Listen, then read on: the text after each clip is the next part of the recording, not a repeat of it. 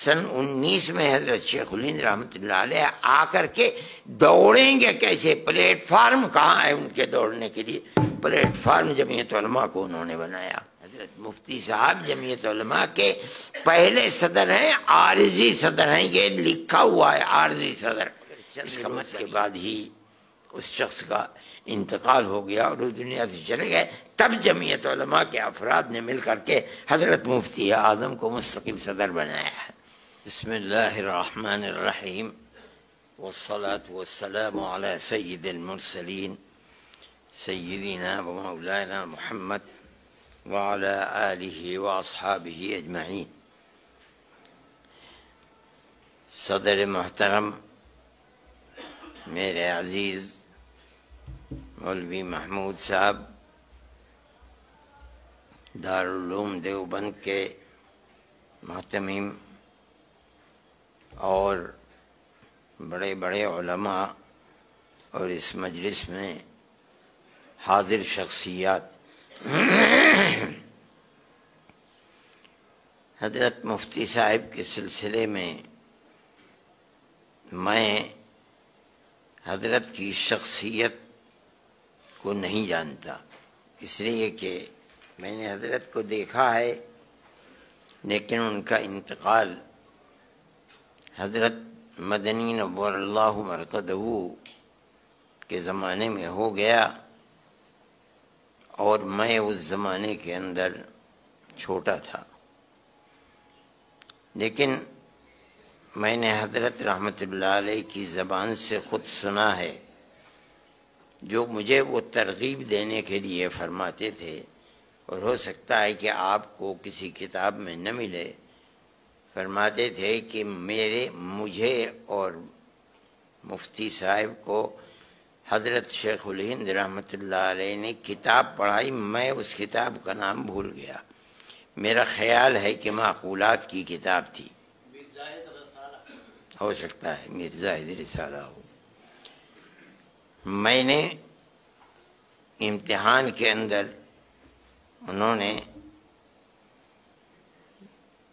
پرچہ حضرت شیخ الہند رحمت اللہ علیہ نے بنایا، میں نے اس کے جواب میں 2 صفحے لکھے، اور حضرت شیخ الہند رحمت اللہ اور حضرت مفتی صاحب نے 12 سطریں لکھی، لیکن حضرت رحمت اللہ علیہ نے دونوں کو برابر نمبر عطا فرمائے۔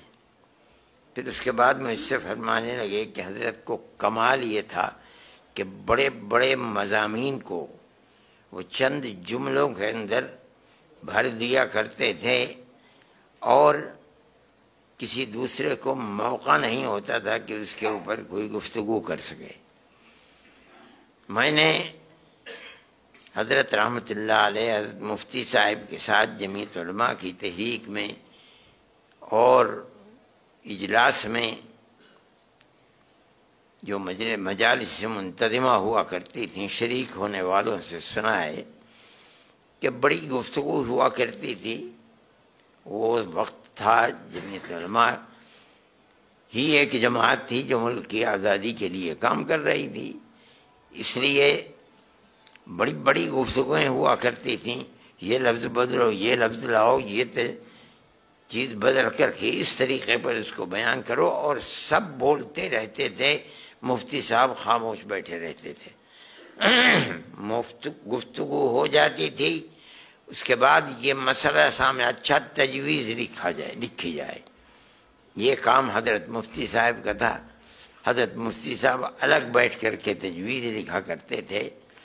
کمال یہ تھا کہ حضرت مفتی صاحب تجوید لکھ کر کے پیش کرتے تھے، اور ایک ایک جملے اور لفظ کے فوائد کو ذکر فرماتے تھے، کسی کو اس تجویز کے اوپر کوئی گفتگو کرنے کا موقع نہیں رہتا تھا۔ یہ حضرت مفتی صاحب کا کمال تھا۔ میں یہ سمجھتا ہوں کہ ان شاگردوں کے اندر جو کمال بھی پیدا ہو رہا ہے اور جو دنیا کے اندر مشہور ہے، ہماری جماعت کے اندر میں سمجھتا ہوں کہ حضرت شیخ الہند رحمت اللہ علیہ کے کمالات ہیں۔ میں اپنے بزرگوں کے اندر کسی شخص کو اپنے علم کو منتقل کرنا دوسرے کی طرف، تلامذہ کی طرف جو اللہ نے کمال حضرت شیخ الہند رحمۃ اللہ علیہ کو دیا تھا وہ کسی دوسرے کے اندر نہیں ہے۔ ان کے شاگردوں کی فہرست کو دیکھ لیجئے، اگر مجدد دین مجدد ملت کہا جاتا ہے تو ان کے شاگرد ہیں حضرت تھانوی رحمۃ اللہ علیہ۔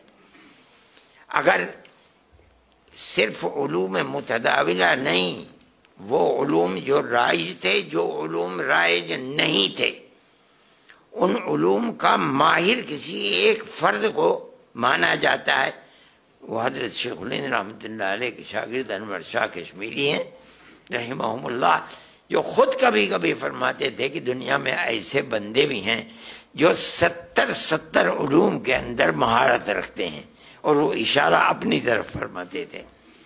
حضرت مدنی رحمۃ اللہ علیہ ہیں، یہ بھی حضرت شیخ الہند رحمۃ اللہ علیہ کے شاگرد ہیں۔ وہ لوگ جو دنیا کے اندر انتہائی اہمیت کے حامل ہیں، حضرت شیخ الہند رحمۃ اللہ علیہ کے علوم ہیں، اور ان کا اخلاص ہے جو ان کے دل و دماغ کے اندر بیٹھا ہوا ہے۔ انہی میں سے ایک شخصیت حضرت مفتی صاحب رحمۃ اللہ علیہ ہیں۔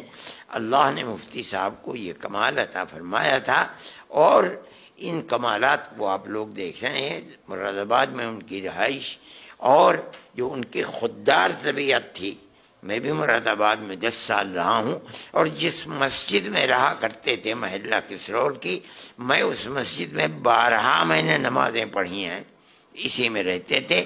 اور وہی جو ٹوپی تھی، ٹوپی بنانے کا کام نہیں تھا، بلکہ ٹوپی کے اوپر جو لکھنوی نقش و نگار ہے وہ نقش و نگار بنایا کرتے تھے، وہ اس کو فروخت کرتے تھے، اور اس کے بعد اس کو لوگوں کے سامنے بیچ دیتے تھے، جو اس سے پیسہ ملتا تھا۔ یہ ان کی طبیعت کی خودداری تھی، جو آج علماء کے اندر نہیں پائی جاتی، ہمارے اندر نہیں پائی جاتی، ہم علماء کو کیا بات کہیں۔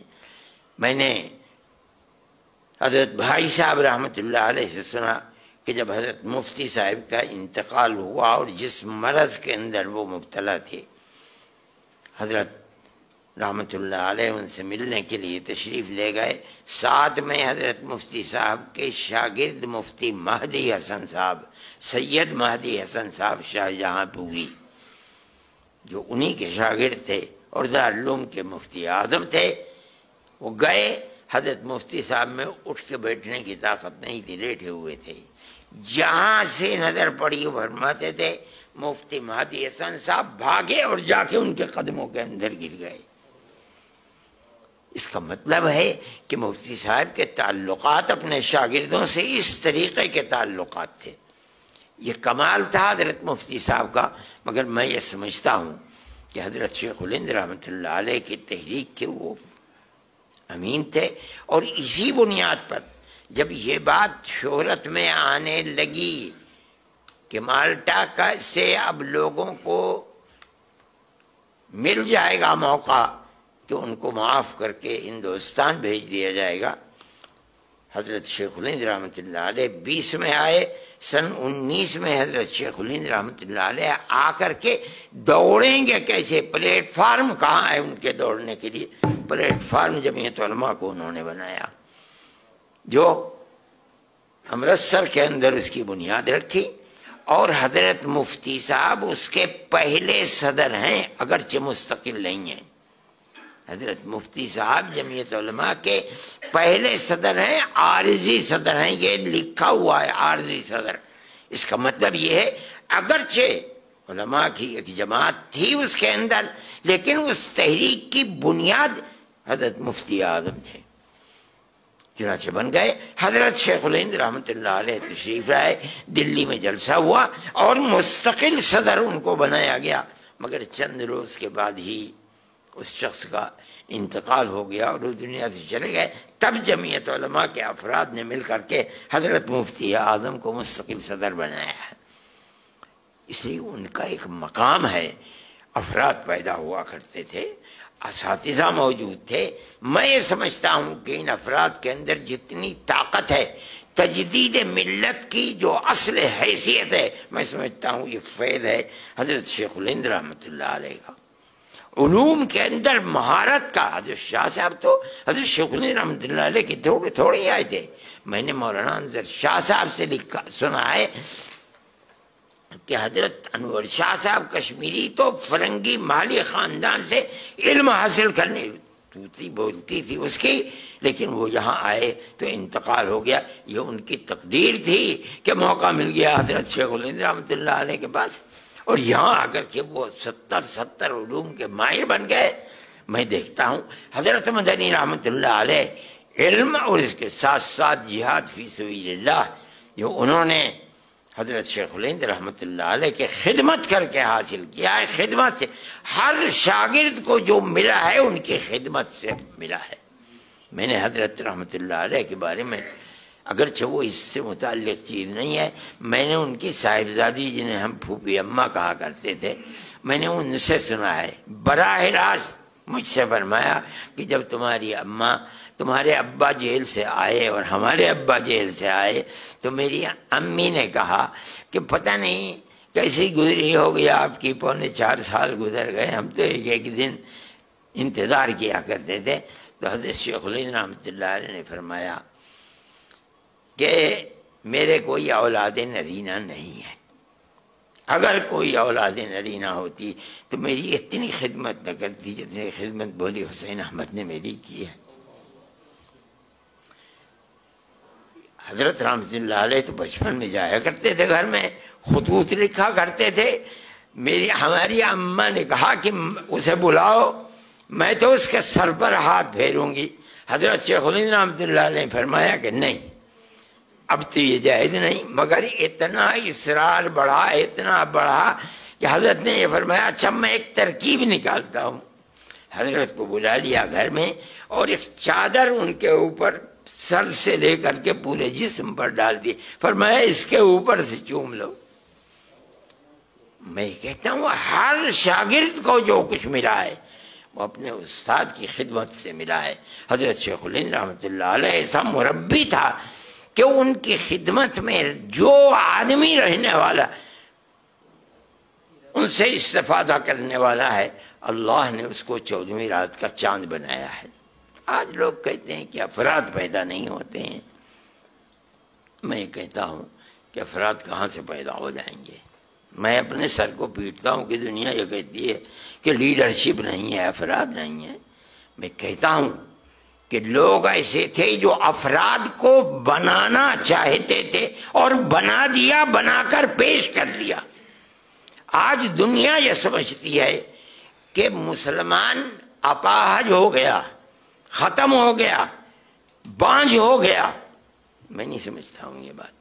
کیا بات ہے کہ آج دنیا کا مسلمان ایک آدمی نیو یارک کا میئر بن سکتا ہے، ممدانی لندن کے اندر میئر بن سکتا ہے ایک خان. ہندوستان کے اندر کسی مسلم یونیورسٹی کا کوئی آدمی وائس چانسلر نہیں بن سکتا، اور اگر بنے گا تو اعظم خان کی طرح جیل کے اندر جائے گا، اقبال کی طرح اولاد جیل میں ڈال دی جائے گی. آج دیکھ لیجیے الفلاح کا کیا ہو رہا ہے، جیل میں پڑا ہوا ہے اور کتنے سال جیل کے اندر گزرتے ہیں نہیں جانتا کوئی آدمی. قوم، گورنمنٹ ملک کی آزادی کے بعد اس پر لگی ہوئی ہے کہ مسلمان کو سر نہیں اٹھانے دینا ہے. آج اس کا نتیجہ ہے کہ لوگ یہ کہتے ہیں کہ مسلمان کے اندر لیڈر چاہ رہے. کیا کہتے ہو تم؟ مسلمان قوم کوئی بانجھ تھوڑی ہے، اگر نہیں تھی تو وہاں کیسے بن گئے؟ یہاں کسی یونیورسٹی کا وائس چانسلر نہیں بن سکتا آدمی. میں یہ کہتا ہوں افراد تھے، بنانا چاہتے تھے، بنا دیا انہوں نے، کھڑا کر دیا. آج افراد بنانے والے لوگ نہیں رہ گئے، حوصلے پست کر دیے گئے. گورنمنٹ چاہتی ہے کہ ان کے پیروں کے نیچے سے زمین نکل جائے. آج نکلی ہوئی ہے زمین.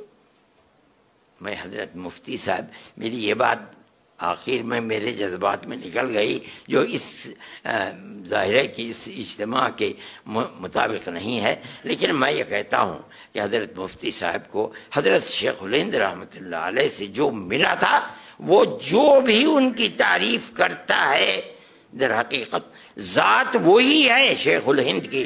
انہی کے مختلف جہاد سے ایک جہت کسی نے پکڑ لی، اللہ نے اس کو توفیق دے دی، ایک جہت کو کسی نے پکڑ لیا، ایک جہت کو کسی نے پکڑ لیا، اور اس کے بعد وہ بن گئے اور دنیا کے لیے، ہندو اور مسلمان دونوں کے لیے خیر کا باعث بن گئے، پیار و محبت کا سبب بنے۔ آج وہ پیار و محبت کی دولت ختم ہو گئی، اس لیے کہ ایسے افراد ملک کے اندر پیدا ہو گئے جن کی بنیاد ہی مذہب کی بنیاد کے اوپر، نفرت کے اوپر رکھی ہوئی ہے۔ اسے چیز نہیں ہوتی ہے۔ اللہ تعالی ملک کے اندر پیار و محبت کی وہ جو 1300 سال کی تاریخ ہے اسے پھر زندگی عطا فرما دے، اور ہمارا ملک جس طرح سے خیر و برکت رکھ کر کے چل رہا تھا، خدا کرے یہ ملک پھر پیار و محبت کے ساتھ چلے۔ وآخر دعوانا ان الحمد للہ رب العالمین۔ میں آپ حضرات سے بھی اور مفتی سلمان اور محمود سے بھی معافی چاہتا ہوں، اگر کوئی بات اس کے مطابق نہیں ہے تو بھئی میں معافی چاہتا ہوں۔ اللہ تعالیٰ اس اجتماع کو قبول فرمائے اور خیرات و برکات سے نوازے۔